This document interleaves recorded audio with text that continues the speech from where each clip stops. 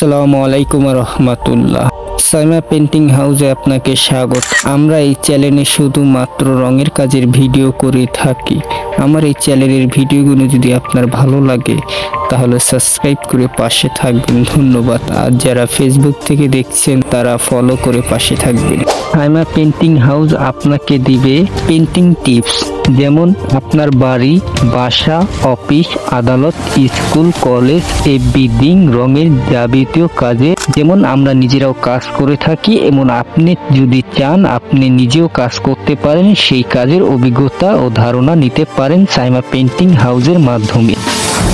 আমরা এই চ্যালেঞ্জ শুরু করেছি কিছুদিন আগে। আমরা খুব দ্রুতই প্রফেশনাল চ্যানেল ও প্রফেশনাল ভিডিও যেরকম দেখতে হয় সেরকম ভাবে আপনাদের মাঝে উপস্থাপনা করব, তাই আপনাদের কাছে কিছুদিন সময় চেয়ে নিচ্ছি।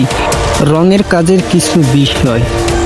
ভিতরের ওয়ালের রং আপনি যে কোনো সময় করতে পারেন, বছরের যে কোনো সময় বর্ষাকালও করাতে পারেন, কিন্তু বাহিরের ওয়াল গ্রীষ্মকাল সবচেয়ে পারফেক্ট রং করার জন্য, তাই আপনি গ্রীষ্মকাল চেষ্টা করবেন রং করার জন্য।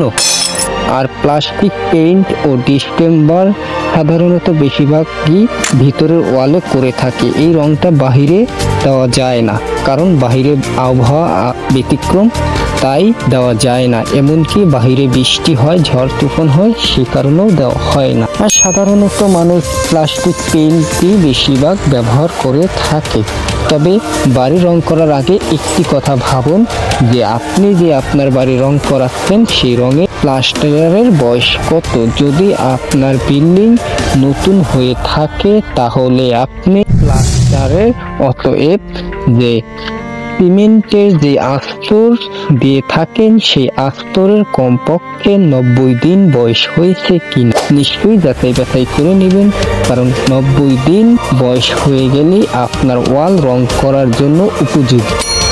মাথায় রাখবেন আপনি এর আগেও রং করাতে পারেন, তবে সেই রংটা টেকসই হবে না, কিছুদিন পরে চলতে উঠে যাবে, এমনকি রঙের ডিসকালার হয়ে যাবে। নানা রকম সমস্যা হতে পারে আপনার ওয়ালে, আর সে কারণে সেই খেসারত দিতে হয় একজন পেইন্টার বা রং মিস্ত্রিকে, যে সে তার কাজটি করতে পারেনি। তাই যে কোনো প্রয়োজনে সাইমা পেন্টিং হাউস রয়েছে আপনার পাশে, আমাদের সাথে যোগাযোগ করতে পারেন। আমাদের যোগাযোগ ঠিকানা মালিয়ঙ্ক, লৌহজন, মুন্সিগঞ্জ, অথবা কল করুন স্ক্রিনে দেওয়া নম্বরে, অথবা ইমেল করুন।